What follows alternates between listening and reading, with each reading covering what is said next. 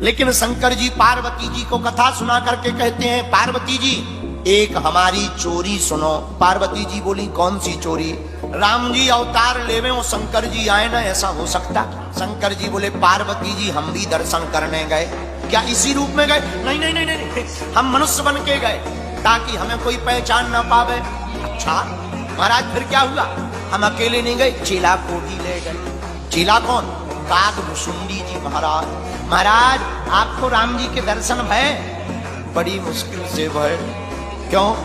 बहुत दिन हो गए हमको प्रवेश ही करने नहीं मिला, आइडेंटिटी कार्ड नहीं। फिर क्या किया?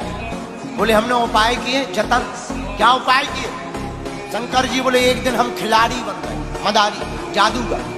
4-5 डब्बा ढूंढ लिए, महल के बगल में डब्बा रखकर खेल दिखाने लगे, डमरू बजाने लगे। सोचा डमरू बजाएंगे, कौशल्या माता ऊपर झरोके से झांकेंगी, लाला को लेकर के झांकेंगी, हमें यहीं से दर्शन हो जाएंगे। लेकिन जैसे ही डमरू बजाई राम जी चौंक गए, रोने लगे। कौशल्या माता नाराज हो गई, हमारा पूरा टीम टाम लेकर के बाहर फेंक दिया गया। ये मिशन फेल हो गया। अब जब ये मिशन फेल हो गया, शंकर जी बोले अब दर्शन तो करना ही था, क्या किया जाए? हमने एक उपाय और सोचा। क्या? हम ज्योतिषी बन गए, बैठे एक पेड़ के नीचे। पेड़ के नीचे बैठ करके शंकर जी महाराज हस्तरेखा देखने लगे। शंकर जी तो शंकर जी त्रिकालदर्शी है, ये सब जानते ही हैं, कोई भी आवे। क्यों तुम्हारा नाम रामलाल है? जी महाराज। बाप का नाम श्यामलाल?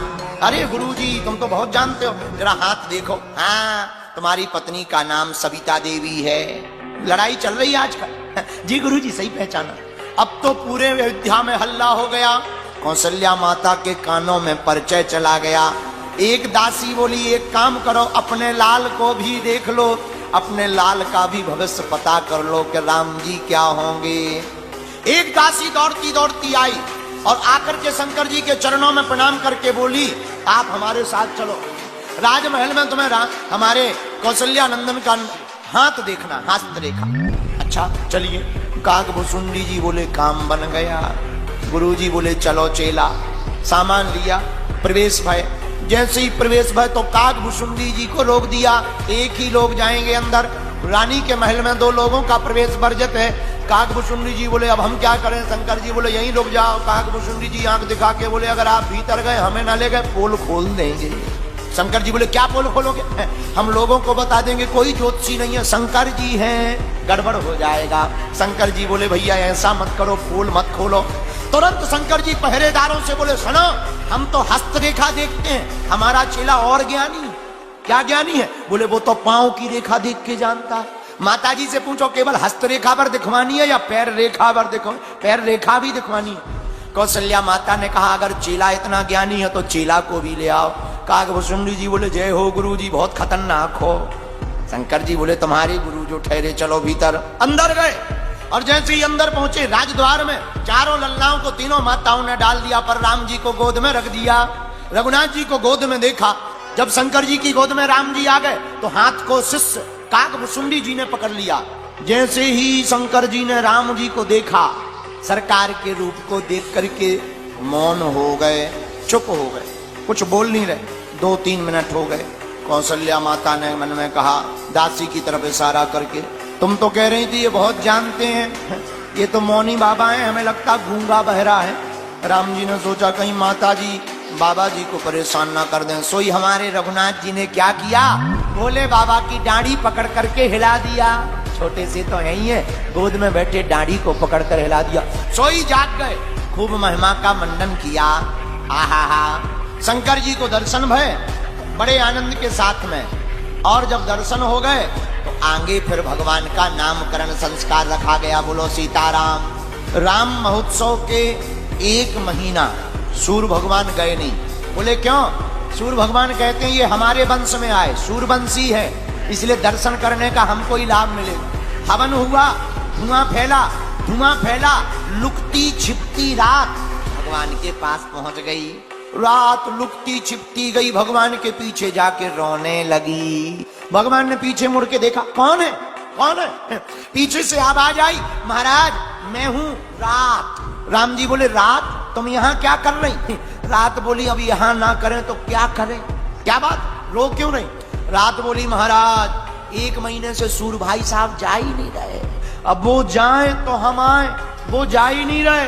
और महाराज उन्हीं को दर्शन का लाभ मिल रहा, हमें दर्शन का लाभ नहीं मिल रहा। राम जी बोले चिंता मत करो, रात तुम मनहीन मत करो, हमारे दर पे आके रो मत। एक बात बताओ, तुम बहुत ज्यादा गहरी कब होती हो? रात बोली महाराज भाद्रपद की अष्टमी को हम बहुत गहरे होते हैं। राम जी ने तुरंत वरदान दे दिया, हम राम त्रेता युग में दिन में 12 बजे आए हैं, पर द्वापर युग में जब कृष्ण बन करके आएंगे तब रात्रि के 12 बजे आएंगे। तब तक चंद्र पहुंच गए। महाराज हम भी परेशान हैं, क्यों?